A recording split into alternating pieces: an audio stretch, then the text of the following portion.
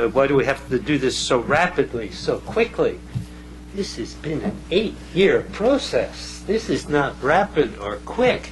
And I'm willing to admit that I'm not the brightest guy on earth, but if a fresh look can produce third anything, or fourth brightest. If a fresh look can produce anything here, I'd be very, very surprised. The fact of the matter is that delay means instability and violence.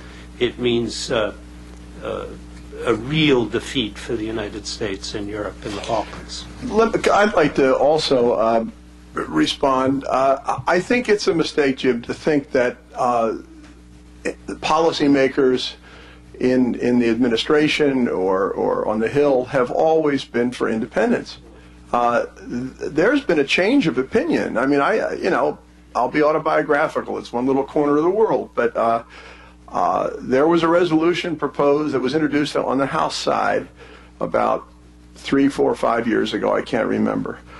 For independence, and my old boss and friend Joe Biden clearly was he's a folk hero to a lot of the Albanians, and we talked about it and we thought it was a terrible idea. It was premature.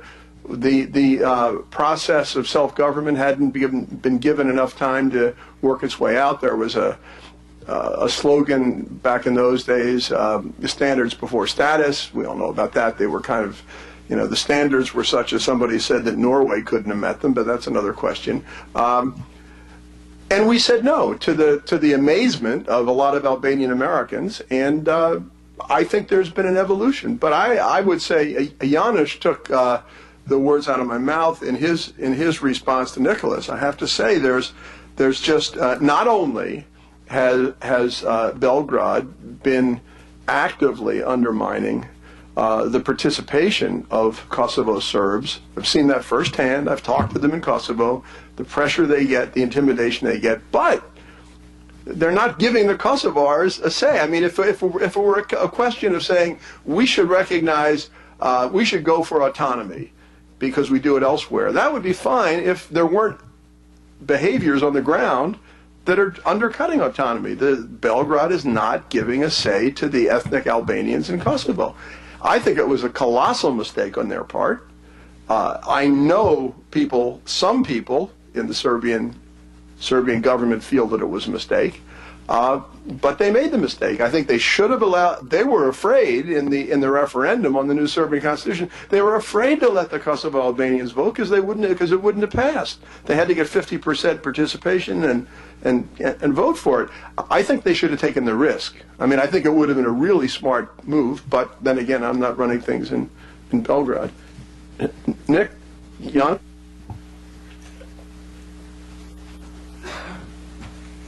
The question is, we can look and say the mistakes of Belgrade, the mistakes of Pristina, and at what point do you allow the process and do you allow the policy of the United States to be driven by the actors on the ground? We've rejected this approach in Iraq. We've told Iraqi Kurds have said if we don't get Kirkuk, we're going to riot. If we're not allowed to think about independence, it could be difficult for the U.S. The question is not, again, leaving aside the merit of the arguments about whether it should be independent or not. The question is, what are we prepared to do in such a way to change behavior on the ground? And we talk about, well, the U.S. and the UN or the EU will go in and they'll bring security. They didn't bring security in 2004 when basically unarmed, lightly armed rioters are able to burn down churches, are able to intimidate people into leaving their homes. And the greatest military alliance in the world, you're going to spit in Joe Stalin's eye, finds that it suddenly can't deal with rioters on the ground, and that had an impact. It has an impact elsewhere. It's one of the reasons I'm convinced, coming to the Cyprus question, why the Cyprus referendum failed, because people looked and said, we can't trust the guarantees of the international community because they're not going to risk their own soldiers. They're not going to risk casualties. They're not going to risk the costs. So, again, if we're going to say, well, this is the way forward, I would like to see a bit more of the commitment of what we're going to be prepared to do. And is the administration, this one and all the presidential candidates, prepared to talk about body bags coming back from Kosovo to keep the peace. If we're honest with that and say we're going to do that, then I think we can move on some of these other things. But we try to sort of say, well, this is the way it'll work out, and this is where we need to stand up, because if we don't, it's the Russians will come in and and things there. But I mean, the bottom line is we sort of have washed our hands of wanting to deal with Kosovo as long as it was not going to have to be lives, too many resources, and I think we jumped onto the independence thing because people said that's the cleanest, easiest way to wash our hands of this problem. And so what? It becomes independent. A couple 100,000 more people get ethnically cleansed. It happens all the time in the Balkans. One more evening out of the score, and then all the pieces will fall into place. And again, I think if we're willing to sort of come out and say that's really what is going to happen, then let's move on with it. But let's not fool ourselves into thinking that this is the cleanest, best, most democratic solution. And again, not to, let's say, who did right, who did wrong in negotiations in '99 or 2004, or what was done in Vienna and things like that. But the bottom line is, I don't think you're going to have that commitment to enforce these kinds of standards, because we let standards, we say standards before status. Norway couldn't have met them. They had even done half of those things. It would have made a big difference. And we just sort of washed our hands of standards and said it's too difficult, and let's move on. So. Let me just add very quickly. I mean, realistically speaking, I do believe that the consequences of non-independence are going to be much more, in the short term, much more destabilizing than the consequences of independence. Remember, it's not just independence we're talking about. It's not just Kosovo declaring independence, purging Serbs, as Nicholas seems to indicate.